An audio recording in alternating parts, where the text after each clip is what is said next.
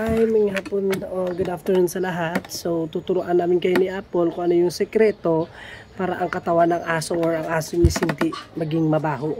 So, para less hindi nyo nadalhin sa vet kasi pag dinala nyo, mas mahal. So, ito easy lang. Papakita namin sa inyo. Itong aso ito, patalikod nyo lang. Hanapin ang puwet ito.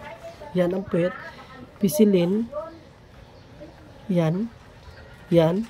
Ay, yung mga lumalabas is yan yung mabaho sa aso. Yan yung nagiging mabaho sa katawan ng aso pag hindi nyo tinanggal. So yun, kasi natanggal na natin, hindi na yun maliles ang amoy ng aso. Katulad nito, hindi siya mabaho kahit hindi siya nakaligo. So sana nakatulong sa inyo ang tipid tips namin na itinuro ni Apple sa inyo. Maraming salamat.